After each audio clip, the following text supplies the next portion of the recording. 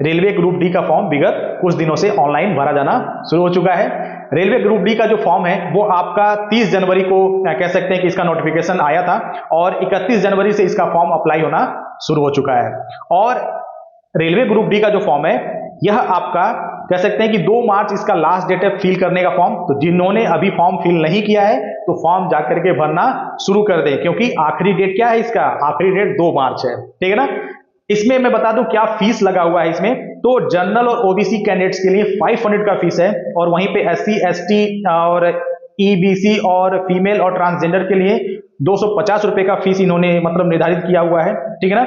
और ये बता रहे हैं कि रिफंड अमाउंट, जो अमाउंट ये रिफंड करेंगे आफ्टर एग्जामिनेशन, अगर आप एग्जाम में पार्टिसिपेट करते हैं, ठीक है ना, तो आपका पैसा आपको रिफंड करेंगे और अगर आप एग्जाम नहीं देते हैं तो आपको पैसा वापस नहीं मिलेगा, ठीक है ना। तो ध्यान देंगे, जनरल ओबीसी को ये 400 रुपीज रिफंड करेंगे आफ्टर एग्जामिनेशन, ठीक है ना, और बाकियों को 250 यानी जो 250 का लग रहा है फीमेल एससी एसटी के लिए, ट्रांसजेंडर के लिए, वो 250 पूरा का पूरा क्या करेंगे, ये वापस कर देंगे, ठीक है ना। तो यहां पर ये चीज तो मैंने बता दिया कि फॉर्म आपका 31 तारीख से 31 जनवरी से आपका फिल हो रहा है, 2 मार्च तक इसका लास्ट डेट है, आप फॉर्म फिल कर लेंगे, ठीक है ना। और फीस जमा करने का जो लास्ट डेट है वो 4 मार्च है, ठीक है ना। करेक्शन, अगर फॉर्म में कोई आपकी गलतियां होती हैं तो अगर आप करेक्शन करना चाहते हैं तो करेक्शन के लिए 5 मार्च से 14 मार्च के बीच में करेक्शन वाला ऑप्शन खुलेगा, उसमें आप करेक्शन कर लेंगे, ठीक है ना। बाकी एग्जाम डेट के लिए उन्होंने कुछ नहीं बताया, उन्होंने बोला है कि मैं नोटिफाई करूंगा, ठीक है ना, एडमिट कार्ड बिफोर एग्जाम में आएगा। तो ये सारी चीजें हैं। दूसरा सबसे महत्वपूर्ण बात यह है कि इनका जो एग्जाम होगा वो सीबीटी बेस होगा, यानी कंप्यूटर बेस्ड इसका टेस्ट है, ठीक है ना। कंप्यूटर पे आपको एग्जाम देना है, कोई पेपर पे आपको एग्जाम नहीं देना है ये। और कुल जो वैकेंसी है वो आपका 21,997 है, यानी कुल 21,997 पोस्ट निकला हुआ है इसमें। और जिसमें जिसको भरने के लिए मिनिमम एज आपका 18 साल होना चाहिए और मैक्सिमम एज आपका 33 यानी 33 साल आपका उम्र होना चाहिए। वहीं पर अगर हम बात करें इनकी वैकेंसी का, तो ये जो वैकेंसी है वो कैटेगरी वाइज जो बटी हुई है, उसमें जनरल में जो सीट है वो आपका 9,235 सीट है। वहीं पर ईडब्ल्यूएस की जो सीटें हैं वो आपका 2,237 है और वहीं पर अदर बैकवर्ड क्लास यानी ओबीसी की जो सीटें हैं वो 5,217 सीट हैं और एससी की जो सीटें हैं वो आपका 3,231 सीटें हैं और वहीं पे एसटी कैटेगरी की जो सीटें हैं 1,726 सीटें हैं।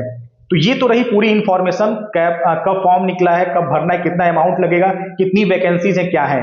अब वहीं पे सबसे इंपॉर्टेंट जो चीज है वो हमें ये समझना है कि आखिर में जो रेलवे ग्रुप डी का जो फॉर्म आया इसका सिलेबस क्या है।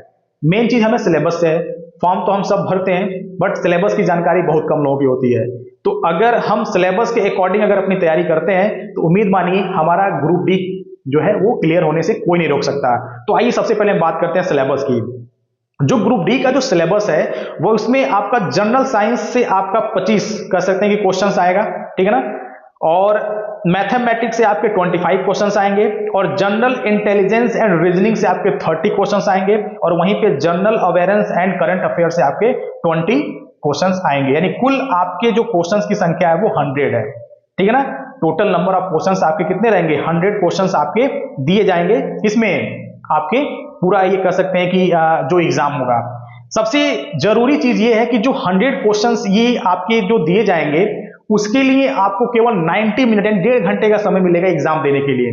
कंप्यूटर बेस्ड है तो टाइम आपके स्क्रीन पे दिखता रहता है, जिसकी वजह से घबराहट कहीं कुछ ज्यादा ही होती है, ठीक है ना, टाइम माइनस में चलता है पीछे से, ठीक है। तो वो तो आपके प्रैक्टिस के ऊपर डिपेंड करता है कि कितना बढ़िया प्रैक्टिस आप करेंगे, तैयारी करेंगे, कितना बढ़िया से आप अपना एक रणनीति बनाएंगे एग्जाम को करने के लिए। चलिए वहीं पे अगर हम बात करें सिलेबस में आगे, तो जैसा कि मैंने बताया जनरल साइंस से 25, मैथमेटिक्स से 25, जनरल इंटेलिजेंस से 30 और जनरल अवेयरनेस यानी करंट अफेयर से 20 आएगा। कुल 100 क्वेश्चन आएंगे। तो समझना ये जरूरी है कि जनरल साइंस से क्या क्या पूछा जाएगा, जनरल साइंस में क्या आएगा, मैथमेटिक्स में क्या क्या है और आपके जनरल इंटेलिजेंस और रीजनिंग में क्या क्या है और करंट अफेयर्स में क्या पूछेंगे।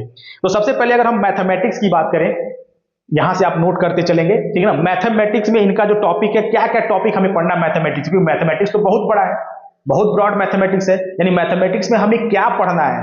होता है कभी क्या है कि सिलेबस की जानकारी न होने पर भी हम क्या करते हैं, मैथ पढ़ रहे हैं लेकिन पता ही नहीं कि ये वाला टॉपिक हमारे एग्जाम में पूछेगा कि नहीं पूछेगा।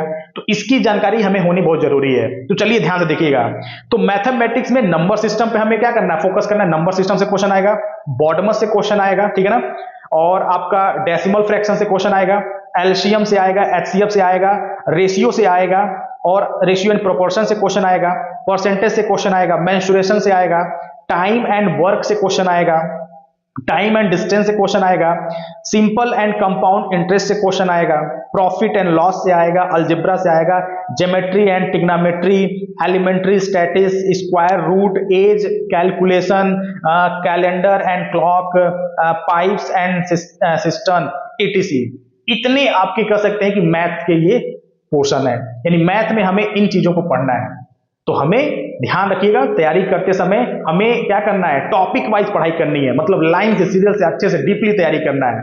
वहीं पर अगर हम बात करें यहाँ पे जनरल इंटेलिजेंस का, ठीक है ना, तो ये तो वही मैथमेटिक्स का मैंने बताया, ठीक है ना। वहीं पर अगर हम जनरल इंटेलिजेंस और रीजनिंग की अगर हम बात करें तो इसमें आपका भी बहुत ही कह सकते हैं कि बड़ा है यहाँ पे, जिसमें अलग अलग मतलब बना रखा, कोडिंग, डिकोडिंग, मैथमेटिकल ऑपरेशंस आपका दिया हुआ है बोर्ड पे जो है, सब वहां से आप नोट कर लीजिए, ठीक है ना। ज्यादा मैं इस पर डिस्कशन नहीं करूंगा।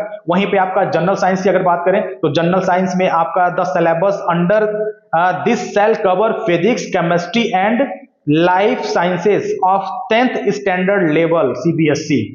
इन्होंने साफ साफ दे रखा है अपने नोटिफिकेशन में कि जो ये क्वेश्चंस देंगे जनरल साइंस में वो क्लास 10th स्टैंडर्ड का होगा, यानी क्लास 10th स्टैंडर्ड का क्वेश्चन होगा और सीबीएसई पैटर्न का होगा। यानी सीबीएसई क्लास 10th के साइंस में जो सीबीएसई वाली जो बुक होगी उसमें से क्वेश्चन ही पूछेंगे। तो आपको ज्यादा ध्यान ये देना है कि जो क्लास 10th का जो साइंस की बुक है, 9th 10th की जो साइंस की बुक है सीबीएसई वाली, उसमें से आपको पढ़ना है फिजिक्स, केमिस्ट्री और क्या, हाँ, फिजिक्स, केमिस्ट्री और लाइफ जो साइंस है, ठीक है ना, ये आपको पढ़ना है। किसमें से, क्लास 10th 9th के साइंस की बुक से, सीबीएसई वाली बुक से, ध्यान ये रखना है, ठीक है ना। वहीं पर अगर हम बात करें जनरल अवेयरेंस और करंट अफेयर्स है तो इसमें इन्होंने बता रखा है कि इसमें हम पूछेंगे साइंस टेक्नोलॉजी से, स्पोर्ट्स से, कल्चर से, पर्सनालिटी से, इकोनॉमिक्स और पॉलिटी एंड अदर सब्जेक्ट भी इसमें ये इंक्लूड करेंगे। ये कह सकते हैं कि आपका सिलेबस था आरआरबी ग्रुप डी का। तो उम्मीद मानिए कि इस बार जो ग्रुप डी का जो फॉर्म निकला है, अगर आप अच्छे से तैयारी करेंगे तो जरूर आप क्वालिफाई करेंगे और रेलवे में अपना एक सीट आप निर्धारित करेंगे। तो आप सभी को बेस्ट विशेष। आप सभी जाइए, फॉर्म जिन्होंने नहीं भरा है फॉर्म फिल कर लीजिए। फॉर्म फिल करने के बाद अपनी तैयारी शुरू करिए। अभिषेक सर, ये चैनल आप लोगों को जितना भी हेल्प हो सकेगा इस चैनल के माध्यम से आरआरबी ग्रुप डी की जितने भी सिलेबस हैं, चाहे वो मैथमेटिक्स है चाहे वो साइंस है, उसकी वीडियोज आप लोगों तक पहुंचाता रहेगा। एग्जाम कब होगा इसके बारे में कोई मेंशन नहीं है नोटिफिकेशन में, तो आप लोगों के पास जितने भी समय है उस समय में आप लोग क्या करेंगे, तैयारी करेंगे, लेसन वाइज तैयारी करेंगे, टॉपिक वाइज तैयारी करेंगे और काफी अच्छे तैयारी करेंगे। तो उम्मीद है आप सभी को ये वीडियो काफी इंफॉर्मेटिव लगी हो, और अगर ये वीडियो आप लोगों को इंफॉर्मेटिव लगी होगी तो अपने दोस्तों से शेयर करिएगा, चैनल को सब्सक्राइब जरूर करिएगा और बेल आइकन दबाना तो बिल्कुल मत भूलिएगा, क्योंकि जो भी मैं वीडियो डालूंगा उसके अपडेट्स आपको मिलते रहेंगे। ठीक है, धन्यवाद।